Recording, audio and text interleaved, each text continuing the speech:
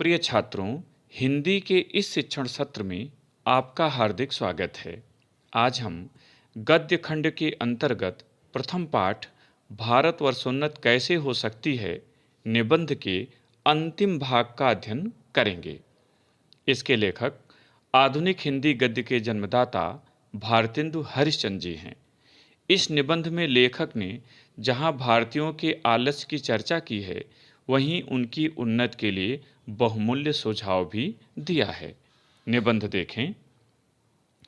अपने लड़कों को अच्छी से अच्छी तालीम दो, पेंशन और वजीफा या नौकरी का भरोसा छोड़ो, लड़कों को रोजगार सिखलाओ, विलायत भेजो, छोटेपन से मेहनत करने की आदत दिलाओ। संदर्भ: प्रस्तुत सारगर्भित गद्यांश हमारी पाठ्य पुस्तक सामान्य हिंदी के गद्य खंड के अंतर्गत भारतवर्षोन्नत कैसे हो सकती है निबंध पाठ से लिया गया है।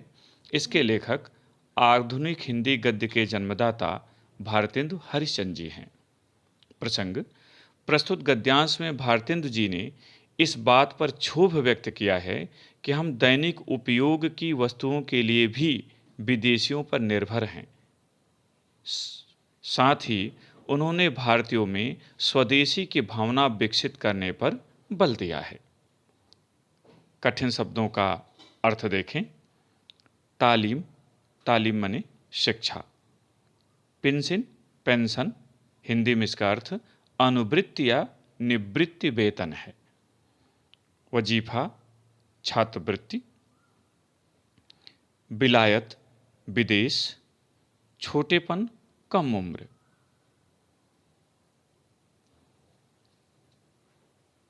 लंकलाट ये अंग्रेजी के लॉन्ग क्लॉथ शब्द का बिगड़ा हुआ रूप है।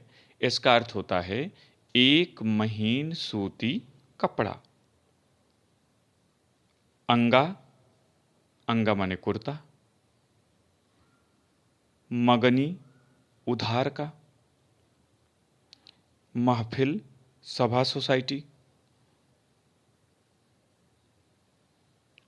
फलाने, अमुक, किसी दूसरे व्यक्ति का नाम। परदेशी, विदेशी, दूसरे देश से संबंधित। अब निबंध की व्याख्या देखें। भारतेंदु जी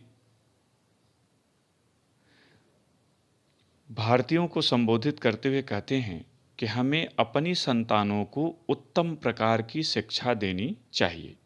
इसके लिए पेंशन, छात्रवृत्ति या सरकारी नौकरी का भरोसा नहीं करना चाहिए। हमें स्वयं ही इसके लिए धन की व्यवस्था करनी चाहिए। अपने लड़कों को रोजगार सिखाना चाहिए। जरूरत पड़े तो उन्हें विदेश यात्रा पर भी भेजें। आप इसे धर्म विरुद्ध न मानें। कम उम्र से ही उनमें मेहनत करने की आदत डालें। बंगाली, मराठा, पंजाबी, मद्रासी, वैदिक, जैन, ब्राह्मण, मुसलमान सब एक का हाथ एक पकड़ो। लेखक कहता है कि चाहे बंगाली हो, मराठी हो, पंजाबी हो, मद्रासी हो, वैदिक हो, जैन हो, ब्राह्मण हो, मुसलमान हो, सभी जात सभी धर्म के लोग एक दूसरे का हाथ पकड़े अर्थात एक दूसरे का सहयोग करें। कारीगरी जिसमें तुम्हारे यहाँ बढ़े, तुम्हारा रुपया तुम्हारे देश में रहे, वह करो। लेखक कहता है कि ऐसे काम करो जिससे अपने देश का धन अपने ही देश में रह जाए, जिससे हम कमजोर न हो सकें। देखो, जैसे हजार धारा होकर गंगा समुद्र में मिली हैं, वैसे लक्ष्मी हजार तरह से इंग्लैंड, फ्रांस, जर्मनी, अमेरिका को जाती हैं। लेखक कहता है कि जैसे गंगा की जलधारा समुद्र में मिलने से पहले हजारों भागों में विभक्त होती है, उसी तरह हमारे देश का धन हजारों तरीके से इंग्लैंड, फ्रांस, जर्मनी, अमेरिका जैसे राष्ट्रों को चला जा रहा है। यही कारण है कि हम पहले से और गरीब होते जा रहे हैं। दिया सलाई ऐसी तुच्छ वस्तु भी वहीं से आती है। लेखक कहता है कि माचिस यानी दिया सलाई जैसी छोटी से छोटी वस्तु भी विदेशों से आ रही है। जरा अपने को देखो, तुम जिस मार्किन की धोती पहने हो वह अमेरिका की बनी है। जिस लंकलाट का तुम्हारा अंगा है वह इंग्लैंड का है। फरासीस की बनी कंघी से तुम सिर झाड़ते हो और जर्मनी की बनी चरखी की बत्ती तुम्हारे सामने जल रही है। लेखक कहता है कि जरा अपने को ध्यान से देखिए, आपने जिस मार्किन की धोती को पहना हुआ है वह अमेरिका से बनकर आई है। जिस लंकलाड का आपका कुर्ता है वह इंग्लैंड में बना है। और तो और फ्रांस में बनी कंघी से आप अपने बालों को संवारते हैं। जर्मनी की बनी चरखी की बत्ती अर्थात दीपक से आपको रोशनी मिलती है। यह तो वही मसल हुई, वही कहावत हुई कि एक बेफिक्रे मगनी का कपड़ा पहनकर किसी महफिल में गए। कपड़े को पहचान कर एक ने कहा, अजी अंगा तो फलाने का है। दूसरा बोला, जी टोपी भी फलाने की है। तो उन्होंने हंसकर जवाब दिया कि घर की तो मूछें ही मूछें हैं। लेखक एक उदाहरण देता है कि एक सज्जन उधार में कपड़ा मांगकर पहनकर बड़ी शान से किसी सभा सोसाइटी में गए। वहां किसी ने उनके कपड़े को पहचान लिया और टिप्पणी कर दिया कि यह कुर्ता तो आपका नहीं है, ये तो फलाने का है, अमुक व्यक्ति का है। दूसरा बोला, टोपी भी इनकी नहीं है, यह भी अमुक व्यक्ति की है, फलाने की है। तो उन्होंने हंसकर जवाब दिया कि मेरी अपनी तो केवल मूछें हैं, बाकी सब फलाने का है। हाय अफसोस, तुम ऐसे हो गए कि अपने निज काम की वस्तु भी नहीं बना सकते। लेखक दुख व्यक्त करते हुए कहता है कि बड़े अफसोस की बात है कि हम इतने आलसी हो गए हैं, अकर्मण्य बन गए हैं कि अपनी ज़रूरत की छोटी से छोटी चीज़ भी हम नहीं बना सकते। भाइयों, अब तो नीच से चौंको, अपने देश की सब प्रकार से उन्नत करो। लेखक सावधान करते हुए कहता है कि हे भारतवासियों, अब अज्ञान की निद्रा से जाग जाओ और अपने देश की सभी प्रकार से उन्नत करने में अपने को लगाओ। जिसमें तुम्हारी भलाई हो वैसी ही किताब पढ़ो।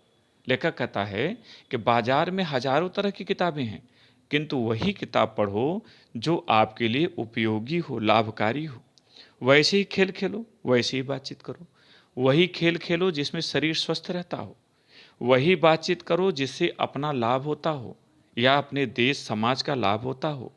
अनावश्यक कार्यों में अपनी ऊर्जा, अपना समय व्यय मत करो। परदेशी वस्त्र और परदेशी भाषा का भरोसा मत रखो, अपने देश में अपनी भाषा में उन्नत करो। लेखक कहता है कि विदेशी वस्तुएं और विदेशी भाषा दोनों पर जो हमारी निर्भरता है यह उचित नहीं है। हमें स्वदेश में बनी चीज़ों का उपयोग करना चाहिए और अपनी भाषा की सभी प्रकार से उन्नत करनी चाहिए, जिससे हमारी सभ्यता और संस्कृति सुरक्षित रह सके। गद्यांश पर आधारित प्रश्न देखें। पहला, प्रस्तुत गद्यांश किस पाठ से लिया गया है और इसके लेखक कौन है? उत्तर, प्रस्तुत गद्यांश भारत वर्षोन्नत कैसे हो सकती है निबंध पाठ से लिया गया है और इसके लेखक भारतेंदु हरिश्चंद्र जी हैं। दूसरा प्रश्न, रेखांकित अंश की व्याख्या कीजिए और रेखांकित अंश है, परदेशी वस्तु और परदेशी भाषा का भरोसा मत रखो, अपने देश में अपनी भाषा में उन्नति करो।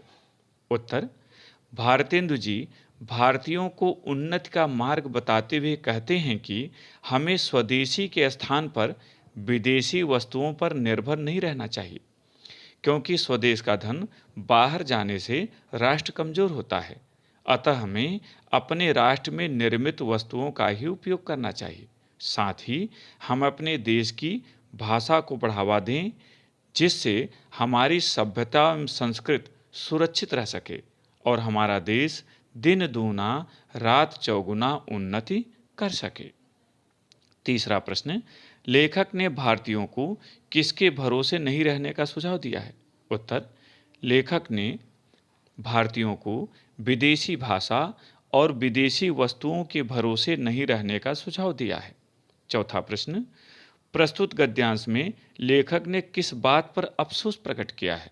उत्तर, प्रस्तुत गद्यांश में लेखक ने इस बात पर अफसोस प्रकट किया है कि हम भारतीय इतने परावलंबी हो गए हैं कि हम अपने दैनिक उपयोग की वस्तुओं को भी स्वयं नहीं बना पा रहे हैं। पांचवा और अंतिम, निज और परदेशी शब्दों का अर्थ लिखिए। उत्तर, निज और परदेशी शब्दों का अर्थ निम्नलिखित है। एक तरफ आप शीर्षक बनाएं शब्द, दूसरी तरफ अर्थ। शब्द के नीचे लिखें निज, अर्थ के नीचे स्वयं, शब्द के नीचे परदेशी और अर्थ के नीचे विदेशी या दूसरे देश से संबंधित। इस प्रकार इन प्रश्नों का आप उत्तर लिखें। प्रिय छात्रों, हिंदी गद्य का प्रथम पाठ भारतवर्षोन्नत कैसे हो सकती है आज पूरा हुआ।